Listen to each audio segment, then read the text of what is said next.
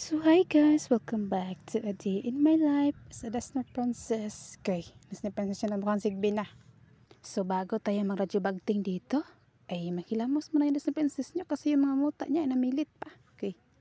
So matagal na tong video na to, ngayon ko pa lang siya ginawa ng voice over. Dahil ganun ako katagal magawa ng video. Okay. And dahil nandito lang tayo sa bahay, ay maghilamos yun si princess niya tapos maglangay-langay pa siya dyan. Kaya tingnan nyo, buti na lang may matira pa na barita dahil kung wala, ay iwan ko na lang. Sasamahan nyo ako sa paggawa ko ng content ngayon for today's video. Magkakain lang naman ako tapos ang dami kong pagchismisan dito. Ay wala na kayong mangialam dyan. So ang kagandahan guys, kapag content creator ka, ay kahit na mahong ilo ka na dyan, ay wala ka pa ding paki dahil hindi nila alam na hindi ka pala nalaligo ng isang taon dyan. Okay.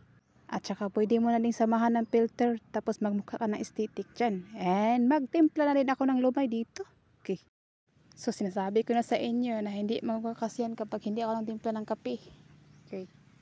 Tapos hindi lang kape, kailangan matinapay pa. So expected din ng princess niya kasi nga mabait yung jowa ko. Hey.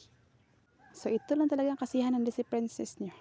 Yung umuwi yung asawa ko tapos madala siyang tinapay, kape para may pang breakfast ako sa umaga. Okay. So iwan ko na lang din guys kung ako lang ba ang masiyahan kapag nakakape sa umaga para mawala talaga yung utang ko. Hey, yung mga sama ko pala sa loob. And wala, flexing my ulam for today's video, chicken feet tapos may nangka pa. Okay, ang sarap talaga. Ay dinala pala yan ng asawa ko, no? Kasi nga mabait siya. Hey, tapos gapo pa, ay iwan ko na lang talaga. And this is it, pansit. Ito na. Okay.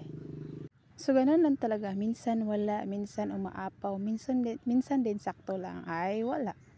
Ganun lang talaga ang buhay, kailangan natin tanggapin. At habang kumakainin pala ako dyan, naghahanda ng mga pagkain ko, ay mayroon din itong alaga ko. Okay. Siguro naamoy niyo yung ulam ko. Hey. At hindi natin patagalin to, bigyan natin siya ng pagkain para sabay-sabay na rin kaming kakain. Okay. So ito na, dalang wet is over, upo na yung si princess niya tapos maakin-akin siya dyan. Okay. Parang narilito na ako kung saan yung unahin ko, yung kape ba o yung kakain ba ako sa umaga dahil baka mabaliw ako. Hey. So ayan, pinili ko na lang din kumain muna bago magkape dahil kapag magkape ako ay ma-ulcer ako niyan dahil hindi nakakain ng luto. Uy. And sa hindi nakakalam, ito palang sulari ng pagkapangag ko dahil sirok yung princess sa chicken feet. Okay. So wala lang, habang kumakain ako dyan, iniisip ko din na deserve ko na itong kainin lahat. Dahil minsan buhangin din yung kinakain ko. Uy, bali na talaga. So may makain man o wala, kailangan pa din nating magpasalamat kay Lord dahil ang lahat ng yan ay sa Kanya nang galing. Uy. So ayan, kailangan lang tayong magpatuloy sa buhay na kahit minsan ay gusto na nating mamatay. Uy. Ay uwi na talagang babae na ito. Uy. At dahil nabusog na ako sa kain dito, ay hindi pwedeng hindi tayo uminom ng tubig. Baka matukan tayo dyan. Tapos ikita pa yung doktor sa atin. Okay. So bakit kaya na minsan maisip natin na ang buhay ay napaka-unfair talaga. Oo. Mayaman na nga sila. Tapos maganda pa. Ay iwan ko na lang talaga. Okay. So wag pa din tayong mainggit sa buhay ng iba. Dahil kanya-kanya din naman tayong istorya sa buhay. Kanya-kanya din naman tayong pamumuhay. Ang kailangan talaga natin ay maging masaya, makontento. So ayan. At dahil tapos na akong kumain yan, ay sinabay ko na din yung kape para sabay silang maubos lahat. Pagsabayin mo lang lahat. Huwag lang yung asawa mong pagsabayin. Huwag mong subukan. Masisira ang pangit mo. So literal na sirok talaga yung Disney princess niya. Dahil nakatapos na niya kumain, tingnan nyo. Pinainggit ko pa talaga kayo dyan sa pagkain ko ng chicken feet kung paano yan kakainin. Ako'y nabulol na talaga. So by the way guys, grabe pala yung kasiyahan ko sa araw na to, no? Dahil minsan lang tayo masaya.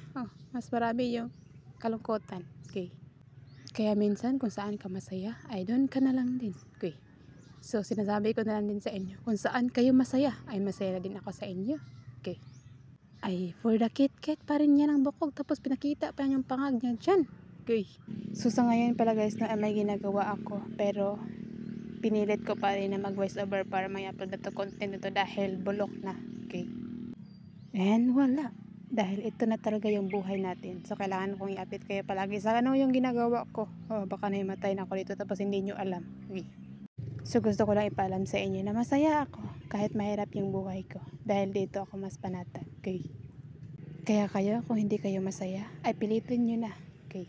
And that's all for today's video. Amping mo kanunay. Bye!